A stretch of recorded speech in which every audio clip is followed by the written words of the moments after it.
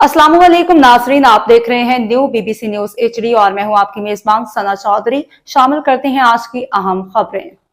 कराची से रिहान अकरम की रिपोर्ट के मुताबिक पाकिस्तान की ऑटोमोटिव इंडस्ट्री को दरपेश चैलेंजेस और मुस्तकबिल के इम्कानात पे गौर के लिए Korangi association of trade and industry काटी में एक अहम इजलास का इनेकाद किया गया। इजलास की सदारत गजनफर अहमद खान ने की, जो काटी के ऑटोमोटिव स्टैंडिंग कमेटी के चेयरमैन हैं। इस मौका पर काटी के सदर जुनैद नकी, ऑल पाकिस्तान मीडिया अलायंस के सदर जुनैद अहमद खान समेत ऑटो इंडस्ट्री के नुमाया रहनुमा शरीक हुए। इजलास में ऑटो इंडस्ट्री को दरपेश मालियाती मसाइल, टैक्सेशन पॉलिसीज, इस्लाहात, मौजूदा और मुस्तकबिल के खतरात पर तफसीली तबादला ख्याल किया गया।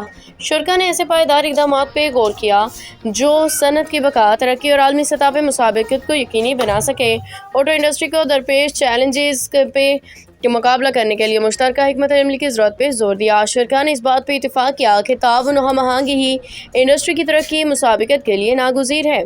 इजलास के इख्तिताम पे ये अज़म ज़ाहिर किया गया कि तमाम स्टेक होल्डर्स बाहम मिल के पाकिस्तान की ऑटो इंडस्ट्री के मफादात के तहफ़्फ़ुज़ और कौमी तरक्की में इसका मुस्बत किरदार को फ़रोग़ देने के लिए भरपूर कोशिशें जारी रखेंगे।